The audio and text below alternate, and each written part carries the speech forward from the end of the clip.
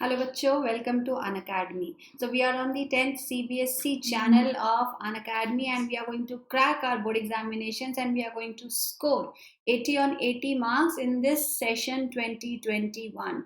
Board exams एक ऐसा exam है जो इसका ना बहुत हाइप बनाया हुआ है कि हमें इसके अंदर हाईएस्ट स्कोर करना ही है. And if you are actually aiming for the highest score in all the subjects in your board examination, then you have to come on Unacademy and we are all collectively going to say, let's crack it.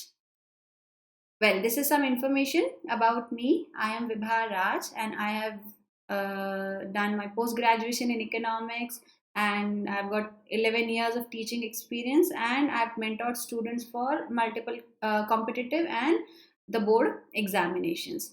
This is the link through which you can connect with me and you can know more about me.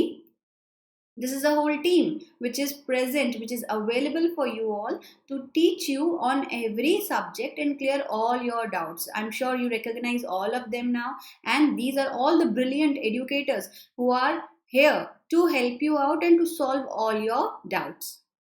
Yes, the Sociothon workshop. I keep telling you this in every class कि सोशियोथॉन की workshop जो है वो हमारी चल रही है और इस वर्कशॉप पे हमको पूरा पूरा ध्यान देना है. थ्रू दिस वर्कशॉप हमको अपना पॉलिटिकल साइंस, ज्योग्राफी, इकोनॉमिक्स, इसका पूरा सिलेबस जो है वो पढ़ने को मिल रहा है and that too with the convenience. आपको आपके टीचर्स आपको खुद पढ़ा रहे हैं. ठीक है. So there is going to be 3 teachers. There is me who is teaching political science, Rashmi ma'am is teaching economics and Gaurav sir is teaching geography. So please go for this workshop and watch the videos. इसके through by 20th of June आपका पूरा social science का syllabus खत्म हो जाएगा. ठीक है. So follow the workshop. जो चैप्टर आज हम कंटिन्यू कर रहे हैं दैट्स एज ऑफ इंडस्ट्रियलाइजेशन. हम लोगों ने कल इसका एक इंट्रोडक्टरी पार्ट पढ़ा था. Today we are going to continue with this introductory part. Okay, why Unacademy? Unacademy is it's like a medicine for the students who find it difficult to regularly go to the class and to sit in the class and to not feel concentrated enough. If you are Unacademy, ये सारी आपके जो glitches हैं जो आपको परेशान करते हैं, इन सारी समस्याओं का एक सिंगल प्लेटफॉर्म निपटारा आपको मिलता है. सबसे पहली बात तो no doubt it is the largest platform in the country. दूसरा, आपको सिर्फ एक प्लेटफॉर्म नहीं मिल रहा है जहां पर आप आके अपनी कोर्स को कवर कर सकते हो. आपको उसके साथ में बहुत सारे मल्टीपल बेनिफिट्स भी मिलते हैं. What do you get daily live classes. आपको लाइव क्लास मिल रही है, मतलब आप टीचर के साथ में बैठ के उनसे फेस टू फेस अपने सारे डिस्कशन कर सकते हो. आपके आर्ग्यूमेंट्स आप प्रेजेंट कर सकते हो, आपके डाउट्स आप प्रेजेंट कर सकते हो और हैंड टू हैंड आप ये सारी चीज़ें क्लियर कर सकते हो. अभी क्योंकि लॉकडाउन पीरियड चल रहा है, आप लोग के स्कूल्स भी ऑनलाइन ही चल रहे होंगे ज़्यादातर एंड यू ऑल अंडरस्टैंड कि उसके अंदर कितने ग्लिचेस आते हैं, कितनी समस्याएं आती है. But this is a high quality platform, तो ये सारी प्रॉब्लम आपको यहाँ पे नहीं मिलेगी. दूसरी बात, लाइव टेस्ट एंड क्विजेस. आपने पढ़ाई की, आपने चैप्टर को रटा, लेकिन आपको वो समझ में आया या नहीं आया वो आप कैसे टेस्ट करोगे? Through live test and quizzes. आप अपनी नॉलेज टेस्ट कर सकते हो and quizzes are very fun, right. Structured course, आप जिस भी क्लास का सब्सक्रिप्शन लेते हैं आपको एक उसका स्ट्रक्चर्ड कोर्स मिलता है. चैप्टर्स डिफाइन मिलते हैं, सिलेबस डिफाइन मिलता है, टेस्ट डिफाइन मिलते हैं. तो एक पूरा स्ट्रक्चर्ड मशीनरी आपको प्रोवाइड किया जाएगा to help you out in the best way possible. And the best thing, unlimited access. यहाँ पर एक प्रॉब्लम जो स्कूल के साथ में होती है वो यहाँ पे नहीं होगी कि स्कूल में आपको टाइम पर पहुंचना होता है, टाइम पे लेक्चर अटेंड करना होता है. लेकिन यहाँ पर ये समस्या आपकी थोड़ी सी फ्लेक्सिबल हो जाती है क्योंकि आपको यस लाइव क्लास तो मिल ही रही है. So if you want to have the fun of the live class you can attend that class. If not, अगर आपकी किसी भी रीजन से वो क्लास छूट गई है तो you have all the opportunity to go back into the video library and you can find out the video and you can watch it and re-watch it n number of times. आप जितनी बार चाहें उतनी बार उस video को देख सकते हैं. तो आपको अनलिमिटेड एक्सेस मिलता है. आपको live classes, free live classes का बेनिफिट यहाँ पे मिलता है. मल्टीपल टॉप एजुकेटर्स आपको पढ़ा रहे हैं. these are the few educators who are given presented to you, but इनके अलावा भी बहुत सारे एजुकेटर्स हैं जो आपके तरीके से आपको पढ़ाएंगे। आपको जो एजुकेटर पसंद है, जिनका पढ़ाने का तरीका पसंद है, आप उनसे कनेक्ट हो सकते हैं और आप उनके साथ आगे बढ़ सकते हैं अपने सिलेबस को लेकर। आपको, क्योंकि आप 10th क्लास में हैं, तो सारे सब्जेक्ट्स पढ़ने ज़रूरी हैं। ये चीज़ यूजुअली बच्चे ना निग्लेक्ट कर जाते हैं, एंड ह्यूमन नेचर है, आपको जो चीज़ पसंद है आप उसी की तरफ डाइवर्ट हो जाते हो। तो अगर मुझे इंग्लिश बहुत पसंद है तो मैं कोशिश करती हूँ कि मैं इंग्लिश ही इंग्लिश पढ़ती रहूँगी, क्योंकि मुझे इंग्लिश का सब्जेक्ट बहुत अच्छा लगता है। But that's not the point. अभी ये चॉइस, ये लग्जरी नहीं है हमारे पास में चॉइस को करने की। अभी हमको पांचों सब्जेक्ट्स पढ़ने पड़ेंगे और पांचों में पूरे मार्क्स लाने पड़ेंगे, क्योंकि अगर किसी में भी एक में भी आपके खराब नंबर आए ना, तो आपका जो ओवरऑल परसेंटेज है वो डिस्ट्रॉय हो जाएगा। सो यहाँ पर आपको एक पूरा कॉम्प्रिहेंसिव सिलेबस मिल रहा है, जिसमें maths, social science, Hindi, science, English, सारे सब्जेक्ट्स आपको पढ़ाए जा रहे हैं। तो आपका एक पूरा कवरेज हो रहा है। ऐसा नहीं है कि आपको आपके जो सब्सक्रिप्शन है उसमें आधा फायदा मिल रहा हो, यहाँ पे आपको अपने सब्सक्रिप्शन का पूरा फायदा मिल रहा है। आप कैसे कनेक्ट हो सकते हैं हमसे? It's a very simple procedure. आपको अनअकैडमी लर्निंग ऐप डाउनलोड करना है, प्ले स्टोर से आप इजीली डाउनलोड कर सकते हैं।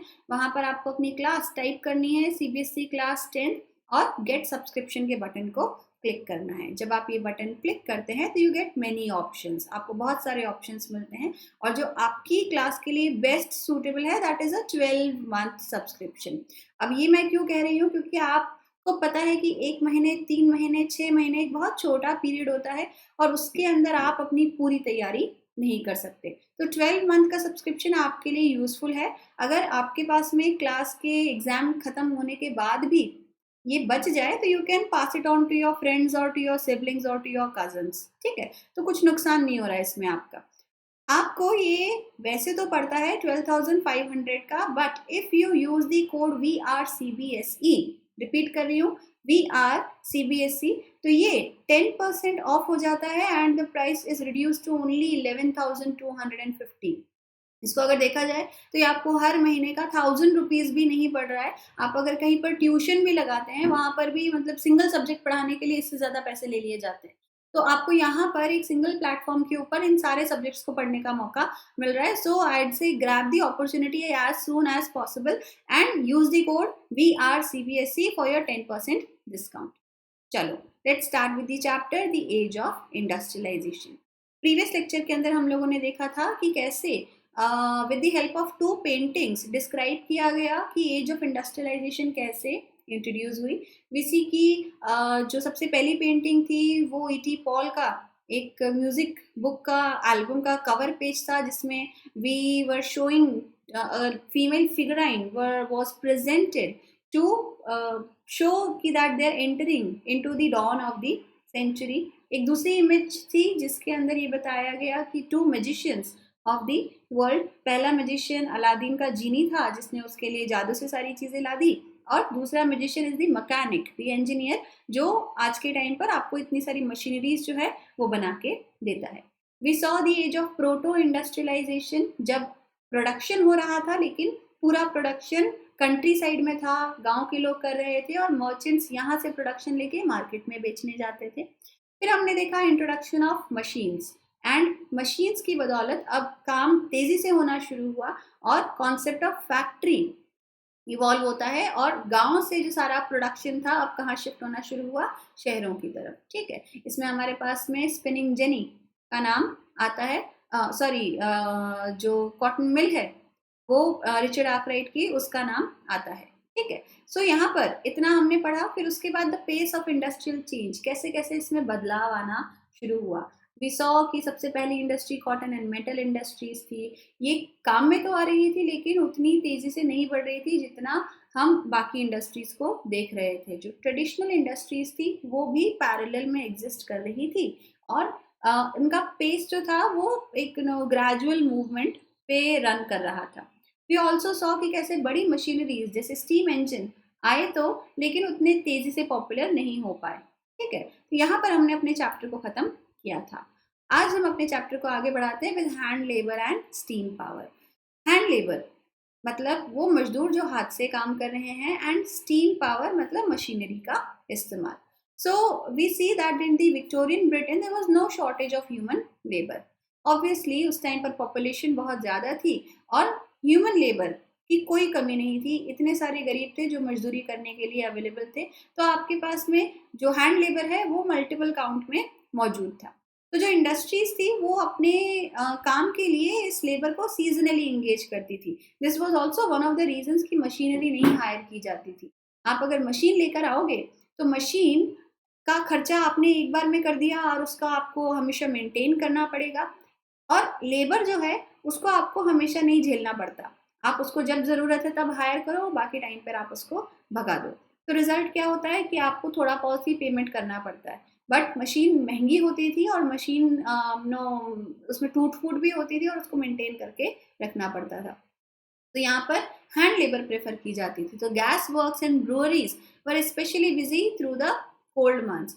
गैस वर्क्स इज जिसमें हम पेट्रोलियम से रिलेटेड कोई भी चीज़ का काम कर रहे हैं, ये क्योंकि आपको आग लगाने जलाने के लिए मशीनरीज के लिए आपको तेल की जरूरत पड़ती है। एंड ब्रूअरीज आर जहाँ पे शराब अल्कोहल का प्रोडक्शन किया जाता है।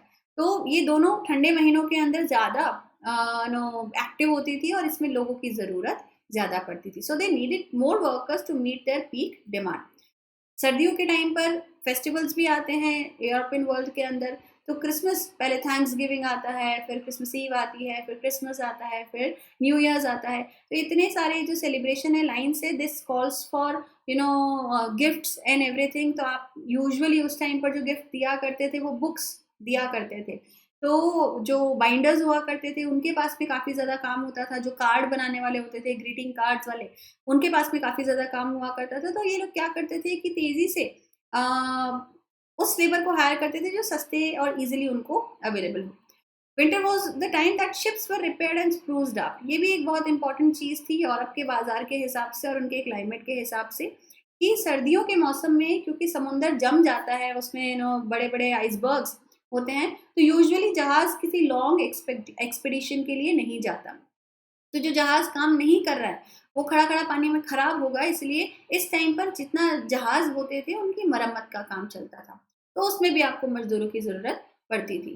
तो सारी इंडस्ट्रीज के अंदर जो डिमांड है और प्रोडक्शन है वो फ्लक्चुएट होता था, और जो लेबर थी उसको सीजनली हायर किया जाता था। अगर लेबर को आप सीजनली हायर कर रहे हो, इसका मतलब ये है कि लेबर के पास में कुछ टाइम पे काम है, कुछ टाइम पे काम नहीं है, जिसका रिजल्ट ये निकलता था कि लेबर को हमेशा ऑन द रोल होना पड़ता था कि कब कहाँ पे काम मिले और कब हम उस तरफ चले जाएं, क्योंकि हमको तो साल भर खाना खाना है और हम टेम्पररी लेबर के ऊपर या टेम्पररी जॉब के ऊपर नहीं चल सकते।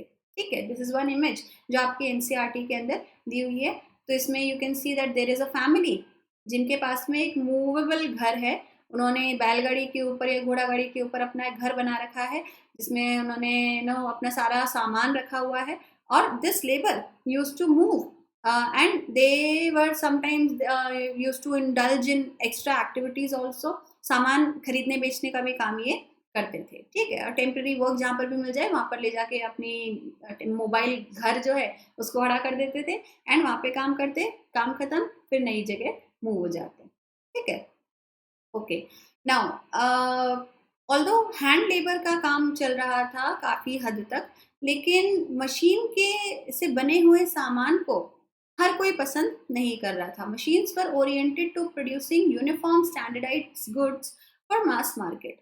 ऑब्वियस सी बात है, अगर मशीन से कोई शर्ट प्रोड्यूस करेगा तो वो सिंगल शर्ट तो प्रोड्यूस करेगा नहीं, वो मास अमाउंट के अंदर प्रोड्यूस करेगा। और अगर मास अमाउंट के अंदर कोई चीज़ प्रोड्यूस हो रही है बिल्कुल एक जैसी, तो ये वो चीज़ें हैं जो वो लोग लेना पसंद करेंगे जिनको कोई यूनिकनेस नहीं चाहिए। ठीक है, अब यूरोप की जो सोसाइटी थी वो दो टुकड़ों में बटी हुई थी। एक हमारे पास में थे जो एलीट सेक्शन था, जो रिच वाला सेक्शन था, और एक थे हमारे पास में जिनके पास में जिन्हों का एक हमारा जो पुअर सेक्शन था वो।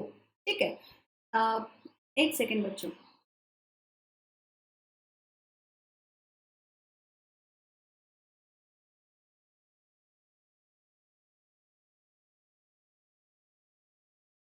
Okay, we are back. ठीक है, सो जो पूरा सेक्शन था उसको सस्ते सामान से मतलब था, उसको यूनिक प्रोडक्ट से मतलब नहीं था। लेकिन वी सी कि जो एलीट सेक्शन था उसको यूनिक चीज़ें चाहिए होती थी कि if I am a princess, मैं वो ड्रेस क्यों पहनूँ जो हज़ारों लड़कियों के पास में है, मैं वो ड्रेस पहनूँगी जो सिर्फ़ मेरे पास में है। तो जो डिमांड थी with intricate design and specific shapes जो स्पेसिफिकली अमीर लोगों के लिए बनाई जाती थी, उसकी पॉपुलैरिटी में कोई कमी नहीं आई। तो हम उसका प्रोडक्शन अभी भी मास के अंदर देख रहे थे जहाँ पे स्पेसिफिक शेप्स थे और इंट्रिकेट डिज़ाइंस थे, right? Life of the workers. The abundance of laborer in the market affected the lives of the workers. अब आपके पास में गांव में तो काम बचा नहीं. What you are doing is कि आप शहर में आ रहे हैं अपने काम को करने के लिए. आप शहर में किसी भी नई जगह पर अगर आप जाते हो तो उस नई जगह पर आपको काम कब मिलेगा? आपको काम तब मिलेगा जब आपके पास में वहाँ रहने खाने का इंतजाम हो और आप टाइम लगा सके वहाँ पे काम को ढूंढने के लिए. तो रिजल्ट ये निकलता था कि आप अगर नई जगह पर शहरों में जाते थे, वो सिर्फ इस बात पर डिपेंड करता था कि आपके कितने फ्रेंड्स या फिर आपके किन्स, आपके रिश्तेदार वहाँ पे रहते हैं, क्योंकि वही थे जो आपको काम पे लगवा सकते थे. तो काम ढूंढने वाले ज़्यादा थे और काम रिलेटिवली कम था. रहने की जगह भी नहीं होती थी. ऐसा तो नहीं है कि भाई हर रिश्तेदार के पास में बंगला हो और वो किसी नए फैमिली को अपने घर में रख ले. तो जो झुग्गी झोपड़ियाँ थी, जो स्लम्स थे, उनका एक बर्थ आप इन टाइम्स में देखते हो. इनफैक्ट लंदन के अंदर एक काफ़ी बड़ा स्लम इस टाइम पर खड़ा हो गया था. आज भी उसके रिमेन्स एग्जिस्टेंट है. मतलब स्लम तो आज भी है लंदन के अंदर, not of the category that we have, but या स्लम्स आज भी हैं लंदन के अंदर. एंड ये लोग जो थे, ये नाइट शेल्टर्स के अंदर अपना घर ढूंढते थे कि भाई कहीं पर भी रात गुजारने मिल जाए, क्योंकि ठंड बहुत पड़ा करती थी. आप ब्रिजेस के नीचे आग जला के बैठा करते थे. 2 बिल्डिंग्स की एलीज जो होती थी बीच में, वहाँ पर आग जला के बैठा करते थे. तो एट एनी प्लेस जहाँ पर ये कोशिश कर रहे थे कि अपनो अब हमको बस एक रात गुजारने के लिए जगह मिल जाए. तो seasonality of work in many industries meant prolonged periods without work. क्योंकि मुझे साल में कुछ ही टाइम जॉब ऑफर हो रही थी, तो बाकी टाइम जितना लंबा जा रहा था, तो उस टाइम पर हम क्या करेंगे? उस टाइम पर हमारे पास में कोई जॉब नहीं है और उस टाइम पर हमें एक्सट्रीम गरीबी के अंदर रहना पड़ता था. Introduction of new technology. अब जो ये अनएम्प्लॉयमेंट वाला फेज है, ये एक्चुअली काफ़ी लंबे टाइम तक चला. बीच में जब नेपोलियनिक वॉर्स स्टार्ट हुई, नेपोलियन और ब्रिटेन, ऑस्ट्रिया, रशिया, प्रशिया की वॉर्स स्टार्ट हुई, उस टाइम पर जितनी भी लेबर थी उसको वॉर लड़ने के लिए बुला लिया गया था. तो उस टाइम पर उनको काम मिल गया. लेकिन वॉर्स जो थी वो 1815 में ख़त्म होती है. एंड फिर जब ये लोग लौट कर आए तो फिर इनके गांव के अंदर काम की कमी हो गई थी. तो कुछ टाइम का आपको एम्प्लॉयमेंट मिला, बट ओवरऑल एक सीक्वेंस के अंदर वी सी कि जो एम्प्लॉयमेंट था वो अनस्टेबल ही बना रहा.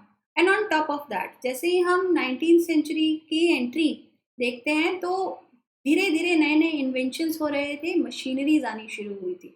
और इसमें एक बड़ी जो मशीन इंट्रोड्यूस हुई, that was the spinning jenny. जो स्पिनिंग जेनी थी वो इंट्रोड्यूस होते से ही जो हाथ से धागा बनाने वाले लोग थे, उन वूल का थ्रेड बनाने वाले लोग थे, उन लोगों का काम खत्म होना शुरू हुआ. अब जैसे ही वो लोग वॉर से लड़के अपने गांव में पहुंचे और देखा कि जो हम पुराना काम था वो कर ही नहीं सकते, क्योंकि अब हमारा काम कौन कर रहा है? हमारा काम तो मशीन कर रही है.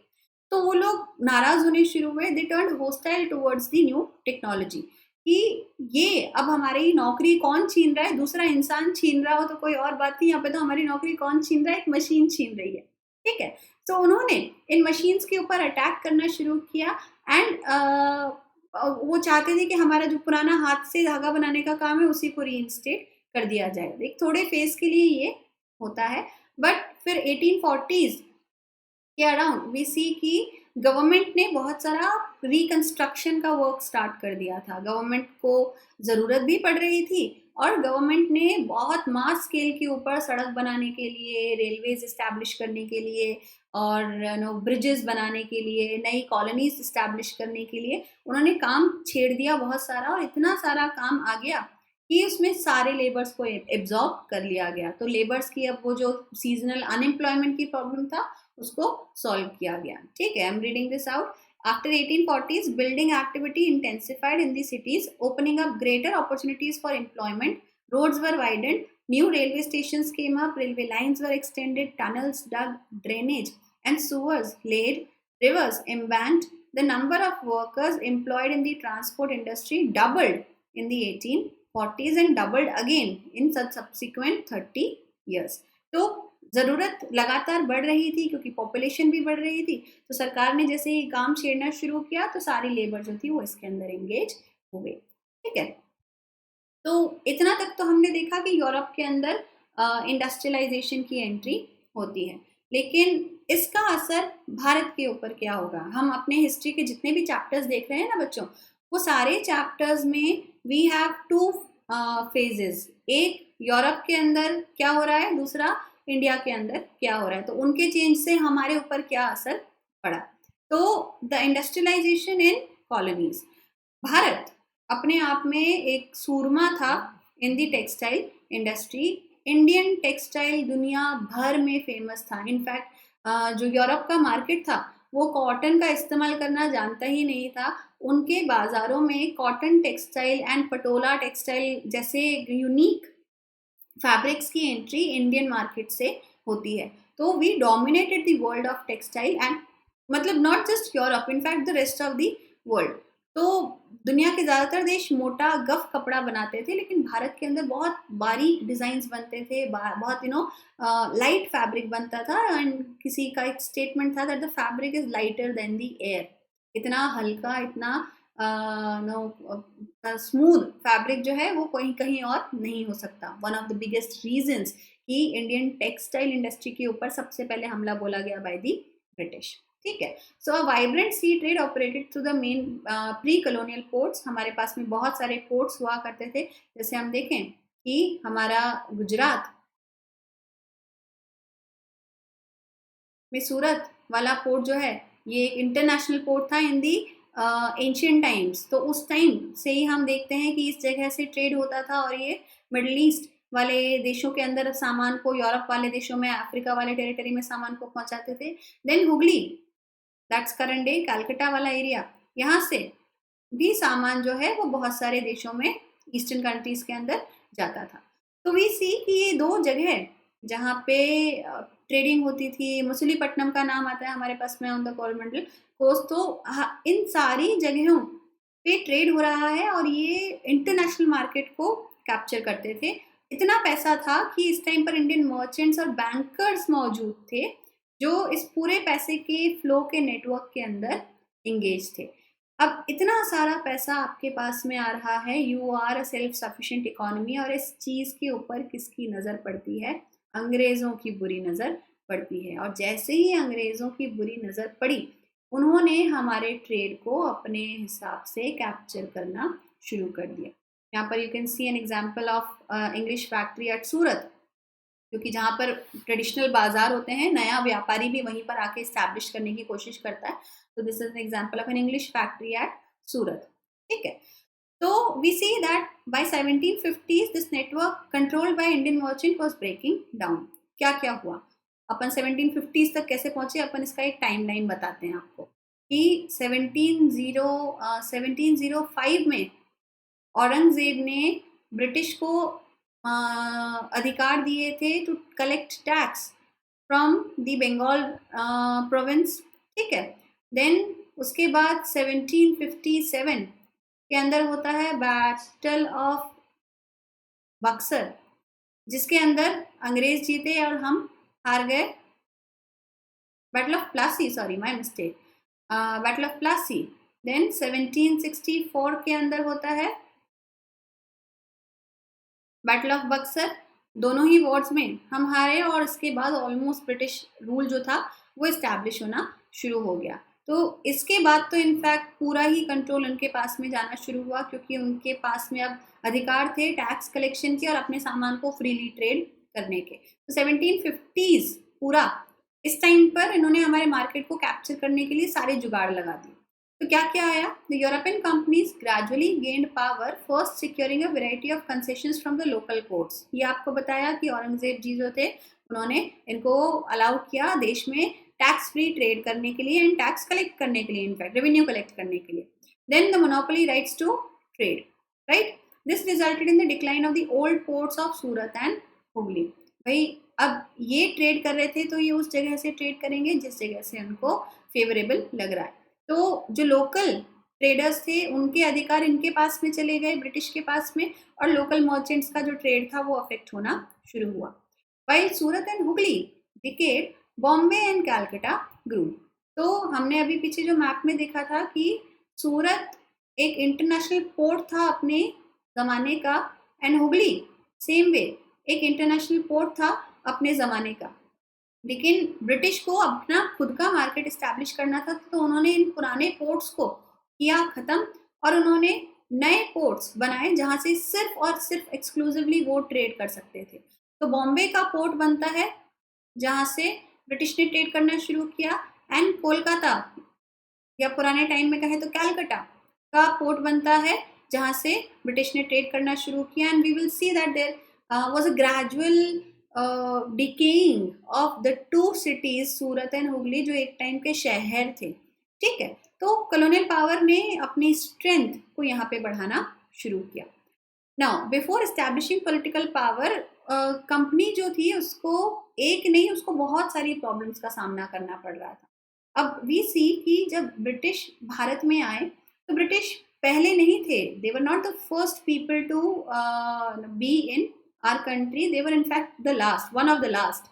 सबसे पहले भारत में पोर्टुगीज आए, फिर हमारे पास में फ्रेंच आए, फिर हमारे पास में डच आए, फिर उसके बाद जाके ब्रिटिश आते हैं। तो वी सी कि ब्रिटिश बहुत बाद में आए, तो जो पहले से आए हुए थे वो ऑलरेडी मार्केट में ऑपरेट कर रहे थे और वो छोड़ के भी नहीं गए थे इंडिया को। तो उन लोगों से कंपटीशन कैसे आप करोगे, ये चीज़ ब्रिटिश ऑफिशियल्स को अब एज अ ट्रिक निकालना था। तो फ्रेंच, डच, पोर्टुगीज ये सारे ट्रेडर्स थे जो भारत के अंदर ऑलरेडी ट्रेड कर रहे थे, और ब्रिटिश चाह रहे थे कि सारा व्यापार जो है ये इनके कब्जे में चला जाए। अब आपके चाहने से कुछ थोड़ी होता है, आपको कुछ ना कुछ तो जुगाड़ लगाना पड़ेगा सामने वाले का मार्केट को डिस्ट्रॉय करने के लिए। तो उन्होंने क्या करना शुरू किया, उन्होंने जो वीवर्स थे उनके साथ में ट्रिक खेलनी शुरू की। वीवर्स एंड सप्लाई मर्चेंट्स अभी तक तो क्या कर रहे थे, वो उसको सामान बेचते थे जो ज़्यादा कीमत देने को तैयार है। और अभी पावर किसके पास में है, इन लोकल वीवर्स के पास में, कि मेरे पास मैं प्रोडक्शन कर रहा हूँ, मैं ये प्रोडक्शन वहाँ बेचूंगा जहाँ मुझे अच्छी प्राइस मिलेगी। तो ब्रिटिश ने क्या किया ऐसा। However, it proceeded to develop a system of management and control that would eliminate competition. उन्होंने एक तरीका निकाला जिससे आप कंपटीशन को एलिमिनेट कर सकते थे, कॉस्ट को कंट्रोल कर सकते थे और अपनी सप्लाईज को रेगुलराइज कर सकते थे। कैसे? आपने किया सिस्टम ऑफ एडवांसेस। क्या प्रॉब्लम, क्या है काम? System of advances. एडवांस क्या होता है? पहले से ही किसी चीज़ का पेमेंट दे देना। तो ब्रिटिश ने मर्चेंट्स को और जो वीवर्स थे उनको अपने ही साइड पे रखने के लिए क्या करना शुरू कर दिया, उनको एडवांस देना शुरू कर दिया। तो सपोज करो मैं मर्चेंट हूँ एंड आप वीवर हो, मैंने आपको प्रोडक्शन आया नहीं उसके पहले ही पैसे दे दिए कि भाई आप जितना भी प्रोडक्शन करोगे वो पूरा का पूरा प्रोडक्शन मैं आपसे खरीदूंगी और ये लो एडवांस। तो अब आप सारा प्रोडक्शन किसको देना है? आपको सारा प्रोडक्शन मुझे देना है। तो आप फंस गए, पहला इशू। दूसरा इशू, आप एडवांस ले क्यों रहे हो? आप एडवांस इसलिए ले रहे हो क्योंकि आप अभी भी गरीब हो और आपने कभी एक साथ इतना सारा पैसा नहीं देखा। तो जो छोटा किसान था वो इस लालच में आना शुरू होता है। तो पहला point, the company tried to eliminate the existing traders and brokers connected with the clothes trade and establish a more direct control over the weaver. It appointed a paid servant called the Gomastha to supervise weavers, collect supplies and examine the quality of cloth. तो मैं क्या कर रही हूँ, मैंने आपको दे दिया है एडवांस, और सपोज करो 1 2 3 4 4 लोगों को मैंने पैसा एडवांस में दिया। अब ये 4 लोग ढंग से काम कर रहे हैं या नहीं कर रहे हैं, और मेरा प्रोडक्शन मुझे टाइम से मिलेगा या नहीं मिलेगा, क्योंकि मैं अपने पैसे को नुकसान में थोड़ी जाने दूंगी। उस चीज़ को ध्यान में रखने के लिए मैंने एक पर्सन इनके ऊपर अपॉइंट कर दिया This person is called a gomastha. Is called a gomastha. ये पर्सन जो है ये यूजुअली आपके गांव का ही होता है, ठीक है, जिसको आप जानते हैं, जिस पे आप विश्वास करते हैं और जो आपसे बड़ी आसानी से बात कर सकता है। तो हमने इस सिस्टम ऑफ एडवांस के अंदर एक गुमास्ता हायर किया है जो ध्यान रखेगा कि आपका काम टाइम पे चल रहा है नहीं चल रहा है, आप हमको टाइमली सामान सप्लाई कर रहे हैं नहीं कर रहे हैं, आप जो सामान बना रहे हैं उसकी क्वालिटी कैसी है, ठीक है। तो अभी तक चीज़ें ठीक ठीक हैं, हमारे कंट्रोल में है, बट स्लोली एंड ग्रेजुअली उन्होंने इस सिस्टम को रिजिड करना शुरू किया। इससे क्या होना शुरू हुआ, जो वो पर्सन्स थे, जो गुमास्ता है, मैं वापस से इस चीज़ को यहाँ ड्रॉ करती हूँ, वो 4 लोगों के ऊपर नज़र रख के बैठा है। तो अब इसमें क्या हुआ कि ये अब किसी और से बात नहीं कर सकते। ये 4 वीवर्स जो हैं, जो धागा बनाने का काम करते हैं, you can see here the procedure of weaving. ये जो धागा बनाने का काम करने वाले 4 वीवर्स हैं, ये अब फंस गए क्योंकि इन्होंने ब्रिटिश एम्पायर से एडवांस ले लिया है। तो अब इन चारों को सामान किसको सप्लाई करके देना पड़ेगा, इस गुमास्ता को, जो इसको इवेंचुअली ईस्ट इंडिया कंपनी की तरफ लेकर जाएगा, ठीक है। तो ये 4 लोग, क्योंकि इनको बोला गया है कि इतना सामान इतने पीरियड में आपको हमें देना है और इसका एडवांस हम आपको दे चुके हैं, तो अब ये फंस गए और इनको काम एक्स्ट्रा करना पड़ गया।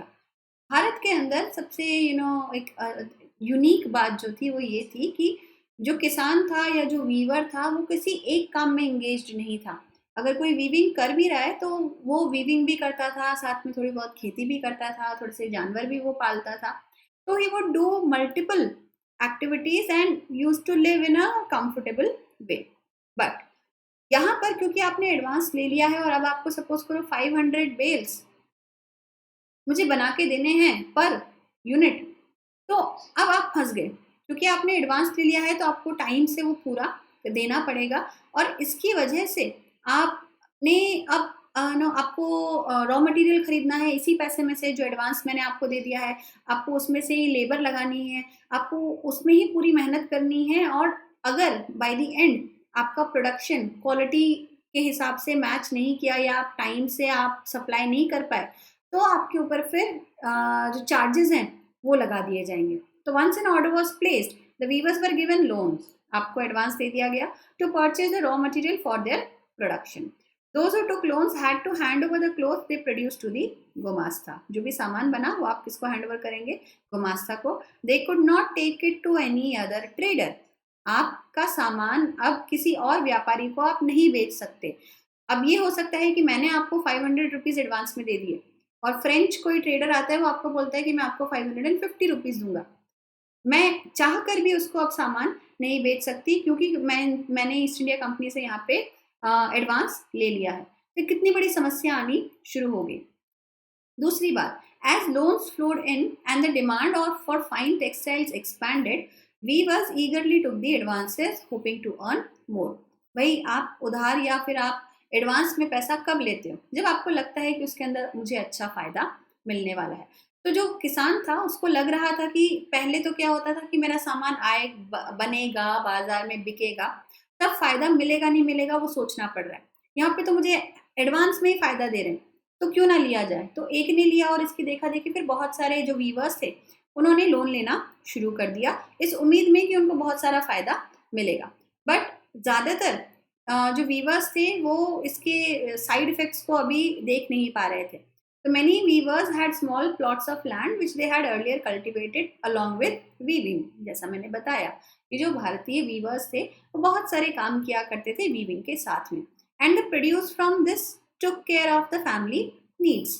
जो भी प्रोडक्शन हो रहा है चाहे वो छोटे से ही खेत में हो रहा हो, वो इनके घर की सारी ज़रूरतों को पूरा करती थी और वीविंग की इनकम इनके पास में प्लस में आ जाती थी।